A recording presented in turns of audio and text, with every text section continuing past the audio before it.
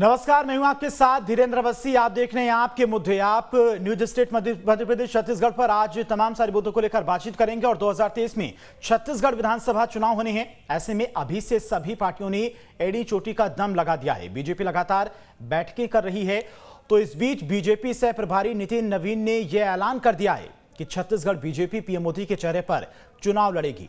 इस ऐलान के बाद प्रदेश में सियासत शुरू हो गई है। कांग्रेस लगातार बीजेपी को घेरने में जुटी हुई है। आज के तमाम सारे सवाल होंगे और हमारे साथ तमाम मेहमान भी जुड़ेंगे जिनके साथ हम चर्चा करेंगे, लेकिन उससे पहले यह रिपोर्ट देखिए।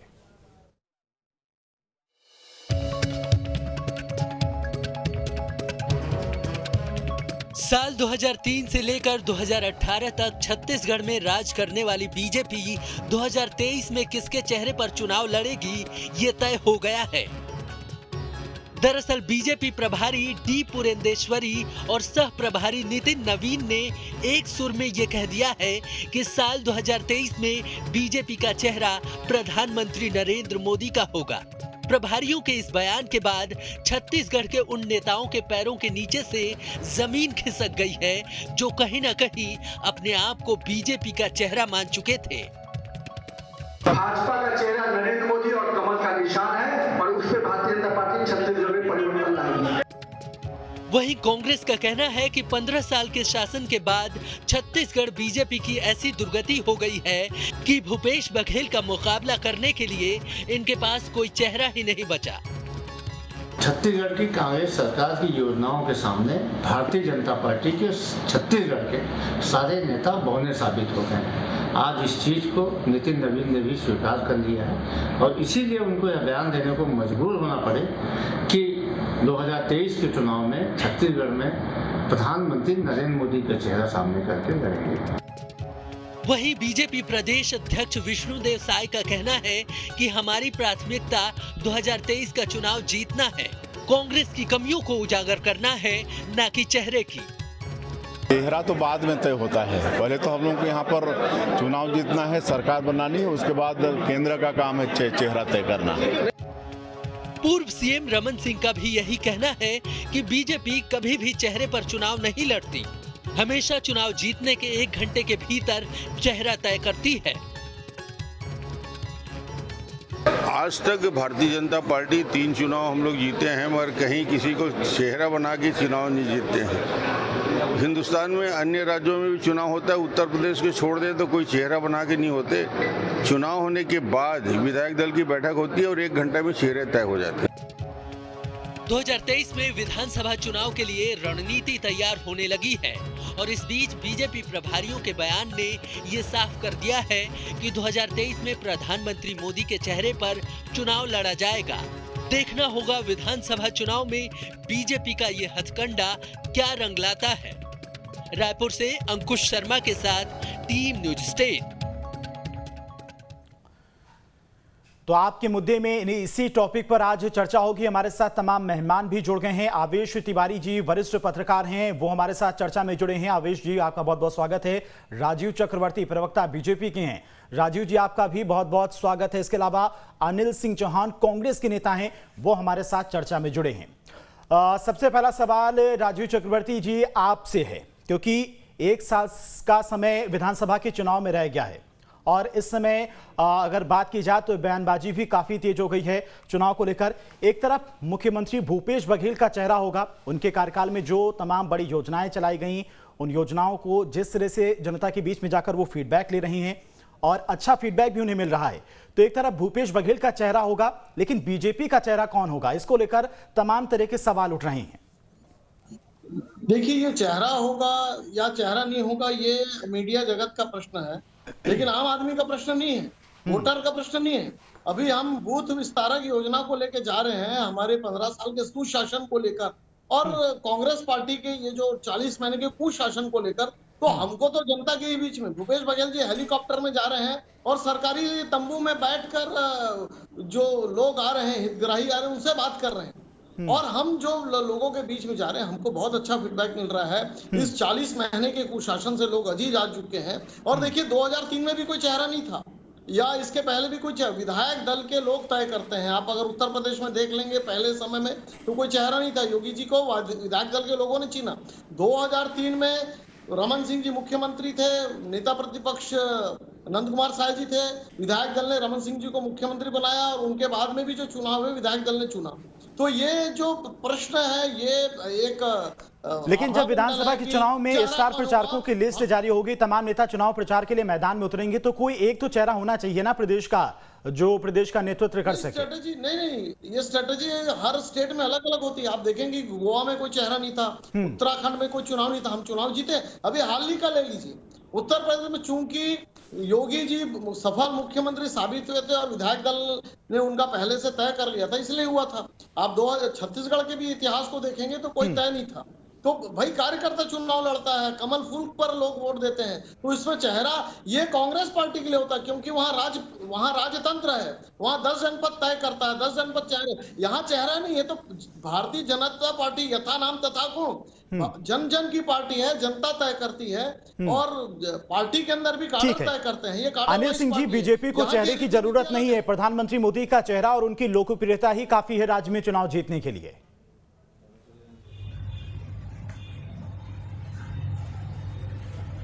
धीरेन्द्र जी, बड़ी हास्यास्पद बात है, लोकतंत्र के लिए बड़ी दुखद बात है। 3.25 करोड़ जनता का 3.25 करोड़ की जनता यहाँ ये कहेगी कि जो हमारे नेता हैं उनका संवाद कैसे हो पाएगा। प्रधानमंत्री नरेंद्र मोदी से क्या वो संवाद कर पाएंगे? माफी चाहूंगा, मेरी आवाज मुझे इको हो रही है थोड़ी सी। ठीक है, बोलिए, आपकी आवाज आ रही है। प्रधानमंत्री नरेंद्र मोदी से इनके मुख्यमंत्री, इनके प्रदेश अध्यक्ष, इनके केंद्रीय मंत्री, कोई भी व्यक्ति सरलता से नहीं मिल पाता है। तो मैं ये जानना चाहता हूं कि छत्तीसगढ़ की आम जनता, छत्तीसगढ़ का नेतृत्व तो कैसे उनसे मिल पाएगा। तो ये प्रधानमंत्री नरेंद्र मोदी के चेहरे पे चुनाव लड़ेंगे। 3.25 करोड़ की जनता का यह प्रदेश, संघीय व्यवस्था का यह लोकतंत्र, क्या यहाँ की जनता ठगा हुआ महसूस नहीं करेगी?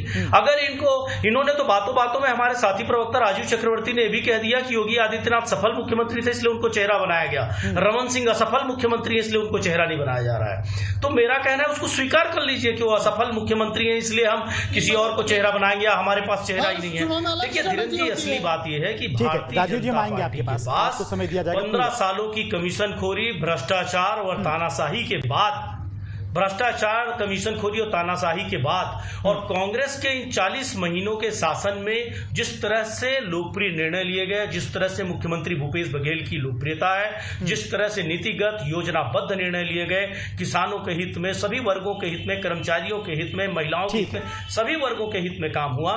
कांग्रेस की लोकप्रियता, माननीय मुख्यमंत्री भूपेश बघेल जी की लोकप्रियता से भारतीय जनता पार्टी घबरा गई है। इनके पास कोई चेहरा विकल्प के तौर पर है ही नहीं और इनको ये लग रहा है कि अगर हमने कोई चेहरा सामने रख दिया और वर्सेस में वो दिखने लग गया तो फिर हमारी स्थिति बहुत ही ऑड हो जाएगी। इसलिए ये चेहरा इनके पास ढूंढते ढूंढते भी नहीं मिल रहा है। ये इस सच्चाई को स्वीकार कर। राजीव जी, सवाल ये है कि जिस तरह से मुख्यमंत्री भूपेश बघेल लोगों के बीच में जा रहे हैं, योजनाओं का फीडबैक ले रहे हैं, उनकी समस्याओं को सुन रहे हैं, तो जब चुनाव का वक्त आएगा, पहले भी ये सवाल मैंने आपसे पूछा था, चुनाव का वक्त आएगा तब आपके भी तमाम नेता जनता के बीच में पहुंचेंगे, उनसे बातचीत करेंगे, रूबरू करेंगे। प्रधानमंत्री मोदी तो हर किसी से मिल नहीं सकते, तो प्रदेश का नेतृत्व करने के लिए कोई तो चेहरा आपके सामने होना चाहिए। क्या रमन सिंह भूपेश बघेल का मुकाबला करने के लिए उतने सक्षम नहीं है क्या? 15 साल का उनका कार्यकाल रहा था, 3 बार मुख्यमंत्री बने। जी, रमन सिंह जी बहुत बड़े चेहरे हैं, आप लोग समझ नहीं पाए बात को। पुरंदेश्वरी जी ने कहा कि वोट नजर रहेगी कमल पर और वोट पड़ेगी मोदी जी के नाम पर। तो भाई मोदी जी का काम पूरा देश देख रहा, पूरा विश्व देख रहा है और कमल फूल तो है ही है। मैं ये पूछता हूँ अपने मित्र से, 2018 में क्या भूपेश बघेल को आप लोगों ने चेहरा डिक्लेयर किया था क्या? या छत्तीसगढ़ का मुख्यमंत्री प्रोजेक्ट कर दीजिए नरेंद्र मोदी जी। अरे नहीं, तो आप लोग तय किए थे क्या? आप हमसे पूछ रहे हैं, हम विपक्ष में। भाई हमारे माननीय मुख्यमंत्री जी उनसे भी फाइट के लिए तैयार है। छत्तीसगढ़ की जनता नरेंद्र मोदी जी को जवाब दे देगी। आप मुख्यमंत्री तो प्रोजेक्ट करिए, आप में हिम्मत है तो नरेंद्र मोदी जी। 50 लाख कार्यकर्ता मुख्यमंत्री के दावेदार है, 50 लाख कार्यकर्ता कमल फूल के लिए डोर टू डोर जा रहे हैं, गांव गांव, गली गली, शहर शहर जा रहे हैं और वो तय करेंगे। और विधायक दल जो विधानसभा में जो होता है, जो परंपरा चली आ रही वो होगा। आप मध्य प्रदेश में आपने कमलनाथ को प्रोजेक्ट नहीं किया था, ज्योतिरादित्य भी घूम रहे थे, बाकी तमाम लोग घूम रहे थे। भाई विधायक दल ने डिक्लेयर किया, हमारी पार्टी की बारी आती तब आप लोग सवाल खड़े कर देते कौन होता है। ऐसा नहीं है। और भारतीय जनता पार्टी विजय की ओर अग्रसर होगी। जनता का जो प्रतिसाद मिल रहा है, हम बूथ में आज भी मैं दौरे लेकर आया हूँ, क्या प्रतिसाद है। मुख्यमंत्री जी हवाई दौरा कर रहे हैं, लेकिन हम जमीनी दौरा कर रहे हैं। और ये जो ठीक है, आवेश तिवारी जी हमारे साथ जुड़े हुए वरिष्ठ पत्रकार हैं, राजनीति को बहुत करीब से वो समझते भी हैं और देखते भी आए। आवेश जी, अगर बात की जाए बाकी राज्यों की, तो बीजेपी की यह रणनीति भी रही है कि मुख्यमंत्री का चेहरा वो बाद में तय करते हैं। हालांकि उत्तर प्रदेश की अगर बात की जाए तो उसे छोड़ दिया जाए, वहां पहले से ही तय था कि मुख्यमंत्री योगी आदित्यनाथ बनेंगे। लेकिन बाकी राज्यों में अगर बात की जाए मुख्यमंत्री के चेहरे को लेकर, तो चुनाव के बाद बीजेपी ये डिसाइड करती है कि मुख्यमंत्री का चेहरा कौन होगा। ये रणनीति छत्तीसगढ़ में बीजेपी के लिए कितनी फायदेमंद होगी या फिर नुकसानदेह होगी भूपेश बघेल के सामने खासकर? एक मेहताब आलम का एक शेर है, बड़ा फेमस शेर है कि दिल भी तोड़ा तो सलीके से न तोड़ा तुमने, बेवफाई के भी आदाब हुआ करते। दरअसल है क्या कि आप कोई भी छत्तीसगढ़ी 15 साल तक, 1.5 दशक तक रमन सिंह ने जो छत्तीसगढ़ में किया, कम किया ज्यादा किया वह छोड़िए, लेकिन किया, उससे कैसे इनकार किया जा सकता? नए छत्तीसगढ़ के निर्माण में रमन सिंह की भूमिका को कैसे इनकार किया जा सकता है? और सच्चाई ये है कि भारतीय जनता पार्टी का जो शीर्ष नेतृत्व है, उसने अपने जैसा कार्यकर्ताओं को भी बना दिया है। राजीव चतुर्वेदी जी की मैं बात सुन रहा था अभी, चक्रवर्ती जी की। अब यह करते क्या है कि जिसने अपना पूरा जीवन लगा दिया पार्टी के भीतर, उसको ऐसे खारिज करते हैं जैसे सुषमा स्वराज को खारिज किया, जैसे आडवाणी जी को खारिज किया, जैसे तमाम वरिष्ठ नेताओं को, अरुण शौरी को खारिज किया। रमन सिंह जी का चेहरा जाकर देखिए। मैं देख रहा था आज अभी प्रेस वार्ता में, और तमाम कल भी देख रहा था। दरअसल है क्या कि यह बात केंद्रीय नेतृत्व जानता है कि अगर छत्तीसगढ़ में मुख्यमंत्री का कोई उम्मीदवार खड़ा कर देंगे या उम्मीदवार तय कर देंगे, तो पार्टी के नंबर्स जो है और कम हो जाएंगे, क्योंकि रमन सिंह के अलावा कोई चेहरा ऐसा फिलहाल नहीं है जो सीएम की दौड़ में शामिल हो सके। वही तो मेरा सवाल राजीव चक्रवर्ती जी से है कि जिस तरह से मुख्यमंत्री भूपेश बघेल लगातार काम कर रहे हैं, उनका जो कार्यकाल रहा है, तमाम सारी योजनाएं रही हैं, स्थानीय व्यंजनों को, स्थानीय त्योहारों को बढ़ावा दे रही हैं, विश्व प्रसिद्ध बन रहे हैं वो तमाम व्यंजन, तो ऐसी छवि जो जनता के बीच में जाकर लोगों की समस्याएं सुन रही है, ऐसी छवि का मुकाबला करने के लिए क्या रमन सिंह का चेहरा काफी नहीं होगा? क्या कोई नया या फिर युवा चेहरा बीजेपी की तरफ से इस बार छत्तीसगढ़ में मैदान में उतारा जा सकता है? नहीं, देखिए, मैं तो कह रहा हूं ना कि राष्ट्र जो पार्टी कि सब पार्टियों की स्ट्रेटेजी अलग अलग होती है, और जिस पार्टी जो कार्डर वाइज पार्टी होते वैसा ही वो पार्टी जो है वो उस पार्टी को कार्यकर्ता चलाते हैं। हमारे अगले राष्ट्रीय अध्यक्ष कौन होंगे हमको पता नहीं, लेकिन कांग्रेस का अगला राष्ट्रीय अध्यक्ष कोई गांधी होगा ये सबको पता है। तो वही तो बात कह रहा हूं मैं, नीति और नियत की बात कर रहा हूँ, निर्णय की बात करता हूँ, संस्कृति की बात करता हूँ कि भारतीय जनता पार्टी में गोवा में भी कोई मुख्यमंत्री का चेहरा नहीं था, उत्तरांचल में भी नहीं था, और इसके अलावा आप देखेंगे तो पश्चिम बंगाल में भी नहीं था। बहुत जगह हमारी विजय हुई, बहुत जगह, कुछ जगह हम जीत नहीं पाए, लेकिन स्ट्रेटेजी यही रहती है कि कार्यकर्ता ही तय करते हैं और बाद में विधानसभा के विधायक दल ही तय करता है। तो ये कोई संस्कृति, ये हमारी स्ट्रेटेजी है। हर समय की, हर देश काल वातावरण की स्ट्रेटेजी अलग अलग होती है।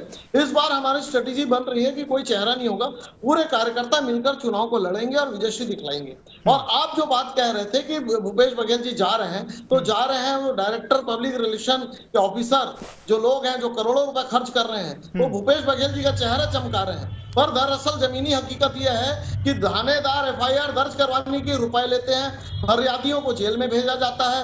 आप अगर किसी भी ऑफिस में चले जाइए, जो छोटे छोटे ग्रामीण हैं, उनको पटवारी 10,000 लिए बिना, वसूले बिना छोड़ता नहीं है। ये कौन सा सुराज है? आप देखेंगे कांग्रेस के मैनिफेस्टो को अगर आप पकड़ लेंगे, वो किस मुंह से जाएंगे? भूपेश बघेल जी जा रहे हैं, पुलिस की सुरक्षा में जा रहे हैं, के पहले का किस्सा बताने लगे। गांव में शराब पड़ रही है, गांव में शराब का व्यापार हो रहा है, गली गली में हत्याएं हो रही है, छत्तीसगढ़ को अपराध का गढ़ बना दिया गया। ठीक है, आपके बहुत गंभीर आरोप हैं। अब जवाब भी अनिल जी से ले लेते हैं। अनिल जी, चाहते हैं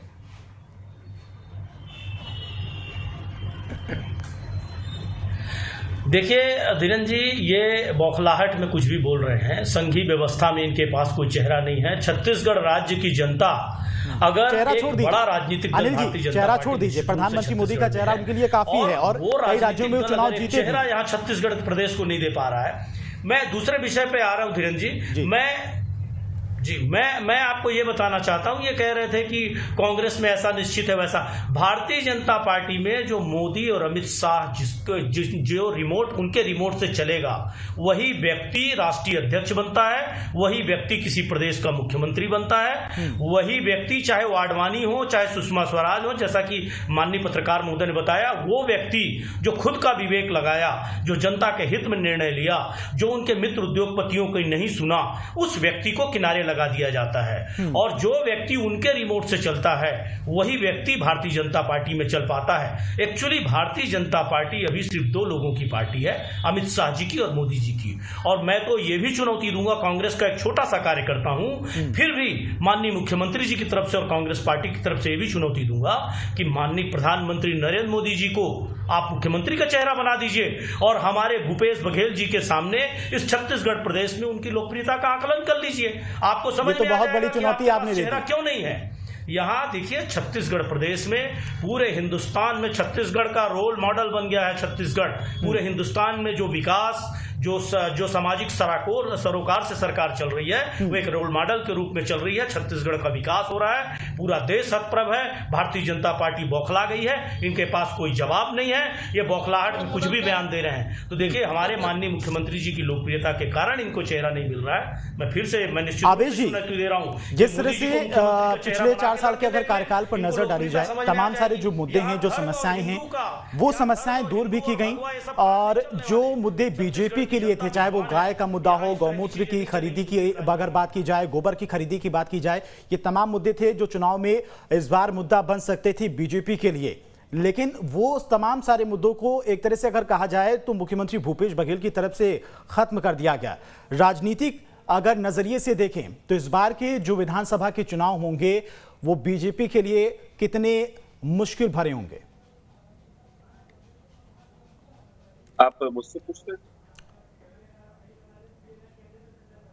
जी। हेलो आवेश जी, आवाज आ रही है आप तक? हाँ, मैं देखिए, एक बात बहुत स्पष्ट है कि भारतीय जनता पार्टी जो मोदी के चेहरे को आगे रख रही है, वह जान रही है कि संघर्ष बड़ा है, संघर्ष तगड़ा है। मैं बार बार बात कहता हूं कि छत्तीसगढ़ का पॉलिटिकल मॉडल, कांग्रेस पार्टी का जो छत्तीसगढ़ का पॉलिटिकल मॉडल है, वह डिफरेंट है देश के अन्य राज्यों की तुलना में। उसके उत्तर प्रदेश, आसाम, पंजाब से तुलना नहीं की जा सकती। छत्तीसगढ़ के लोग, छत्तीसगढ़ी अस्मिता उनके लिए सबसे बड़ी चीज है। उसके बाद नरेंद्र मोदी आते हैं, उसके बाद राहुल गांधी आते हैं, उसके बाद कोई आता है। छत्तीसगढ़ी अस्मिता बहुत बड़ी चीज है। बीजेपी का केंद्रीय नेतृत्व इसी बात को भूल गया है और छत्तीसगढ़ी अस्मिता पे चोट कर रहा है। दरअसल जब छत्तीसगढ़ के स्थानीय लोगों को, भाजपा के स्थानीय कार्यकर्ताओं को, राजीव चक्रवर्ती जैसे नेताओं को अग्रिम पंक्ति में नहीं बैठाया जाएगा। राजीव चक्रवर्ती क्यों नहीं सीएम हो सकते भाई? क्यों नहीं हो सकते हैं सीएम? कोई आदिवासी क्यों नहीं मुख्यमंत्री हो सकता है? क्या परेशानी है खड़ा करने में? नरेंद्र मोदी के नाम पे चेहरा क्यों चुनाव लड़ा जाएगा?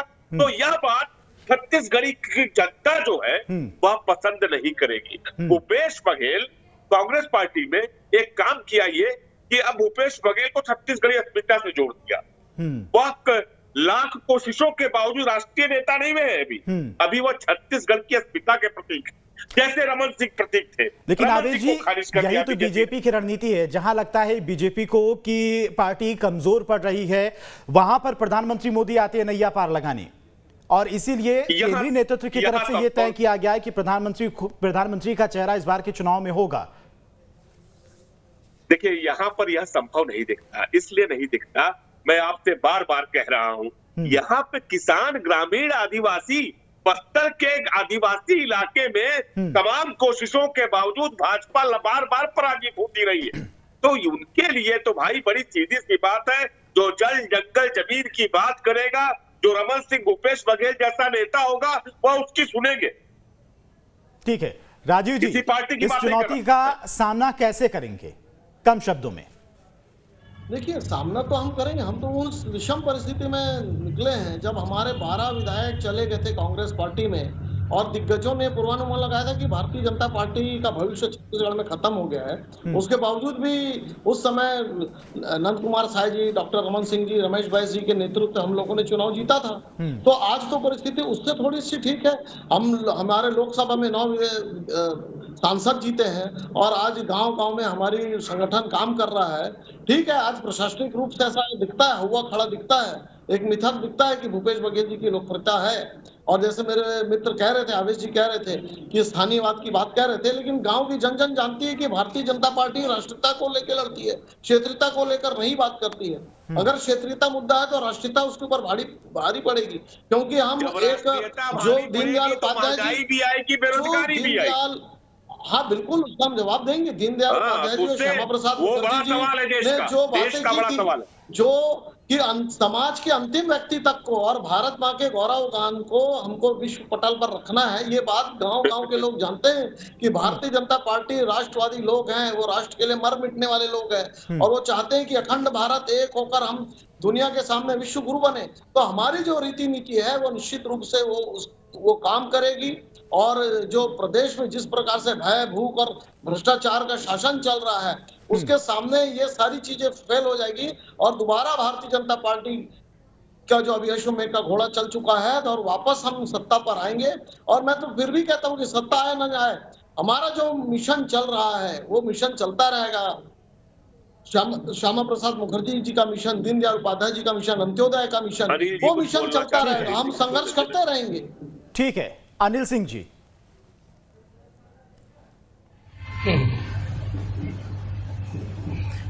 देखिए धीरेन्द्र जी, मैं एक ही बात कहूंगा कि 2014 से हिंदुत्व हिंदुस्तान में खतरे में आ गया, भगवा खतरे में आ गया। ये धर्म और जाति और छद्म राष्ट्रवाद जिसके नाम पर ये हमेशा राजनीति करते रहे, ये कहते रहे कि 56 इंची सीने वाला प्रधानमंत्री बना है, अच्छे दिन आएंगे, अगर कोई देश हमारी एक मुंडी काटेगा तो हम 10 लाएंगे। चाइना पूरी तरह से हिंदुस्तान में घुस रहा है, सारा हिंदुस्तान ही नहीं सारी दुनिया जानती है कि हमारी विदेश नीति फैल हो गई, हमारी चारों तरफ थू-थू हो रही है, हिंदुस्तान में बेरोजगारी बढ़ गई है, विकास के नाम पर कुछ नहीं है, महंगाई तो इस स्थिति में है कि मध्यम वर्गीय परिवार का जीना मुश्किल हो गया है, उच्च मध्यम वर्गीय परिवार अपने दाल रोटी की बात सोचने लग गया है, पूरे देश में गरीबी बढ़ गई है, कुपोषण बढ़ गया है, सिर्फ चंद उद्योगपतियों की जेबें भर रही हैं। आज देखिए भारतीय जनता पार्टी बेनकाब हो चुकी है। देश की बात बाद में होगी। छत्तीसगढ़ की विधानसभा चुनाव नजदीक आ रही है और बात छत्तीसगढ़ के चुनाव को लेकर, वहां के मुद्दों को लेकर हो रही है। छत्तीसगढ़ में धीरेन्द्र जी, चाहे नगरीय निकाय चुनाव का मामला हो, चाहे उपचुनाव का मामला हो, चाहे किसी भी स्तर के चुनाव रहे हो, इन्होंने सब कुछ करके देख लिया, उसके बाद ये फेल होते रहे। इसी कारण आज इनके पास न कोई चेहरा है, न कोई नीति है। भारतीय जनता पार्टी अपने लक्ष्य से भटक गई है। ये वह भटका हुआ दल है जो सिर्फ नरेंद्र मोदी और अमित शाह के पीछे चल रहा है। ये लोकतंत्र को भूल गए हैं, ये सच्चे राष्ट्रवाद को भूल गए हैं, ये राजनीति में धर्म की बजाय धर्म की राजनीति कर रहे हैं, ये दूषित कर रहे हैं पूरे देश का वातावरण। ये लोग क्या एक चेहरा देंगे, ये क्या सुशासन देंगे? 2014 से लेके आज तक केंद्र में जो इन्होंने किया है वो पूरे देश की जनता देख रही है। वहीं धीरेन्द्र जी, इस छत्तीसगढ़ में कोविड के बाद भी जिस तरह से विकास की रफ्तार रही, जिस तरह से सभी वर्गों का हित हुआ, जिस तरह से किसानों की आत्महत्या रुकी, जिस तरह से किसान साधन संपन्न हुए, जिस तरह से आसानी से उनको ऋण मिल रहा है, जिस तरह से किसानों की जमीन की अफरा तफरी बंद हुई, जिन चिट फंड कंपनियों ने रमन सरकार में लोगों को लूटा था, उन पैसों की वापसी हुई। सभी राजीव जी, कहीं ना कहीं चिंता तो होगी। उपचुनाव में भी आपकी परफॉर्मेंस अच्छी नहीं थी और लॉ एंड ऑर्डर की बात करें, तमाम सारे मुद्दों की बात करें, उन मुद्दों में कहीं ना कहीं आप पीछे नजर आ रहे हैं और इसीलिए केंद्रीय नेतृत्व को कहीं ना कहीं इस बात की चिंता जरूर है। नहीं, देखिए मुद्दे अभी पिछले 2 साल कोविड का मामला था, कोविड का प्रोटोकॉल मानना था और हमको जनता के बीच में भी संदेश देना था, इसीलिए आपको लग रहा है। लेकिन अभी आप देखेंगे कि लगातार हम बूथ में घूम रहे हैं, हर बूथ में, हर मंडल में जा रहे हैं, हमारे कार्यकर्ता घूम रहे हैं और लगातार धरना प्रदर्शन कह रहा है कि इन्होंने मौतों की संख्या ठीक है। इन्होंने कोविड जैसी महामारी। इन्हीं तमाम सवालों के साथ में आप सभी मेहमानों का बहुत बहुत शुक्रिया। हमसे जुड़ने के लिए, अपना समय देने के लिए। तो 1 साल का वक्त रह चुका है छत्तीसगढ़ के विधानसभा चुनाव में। अभी बहुत सारे मुद्दे उठाए जा रहे हैं, तमाम स्थानीय मुद्दे उठाए जा रहे हैं, लेकिन चुनाव आते आते ही राजनीतिक दलों की तरफ से कौन से वो मुद्दे होंगे जो चुनाव में उठाए जाएंगे। बीजेपी की क्या रणनीति होगी मुख्यमंत्री भूपेश बघेल से सामना करने की, चेहरा कौन सा होगा जिसको लेकर सबसे ज्यादा सवाल उठाए जा रहे हैं, देखना होगा। फिलहाल न्यूज स्टेट मध्य प्रदेश छत्तीसगढ़ देखते रहिए, खबरों का सिलसिला यहां लगातार जारी।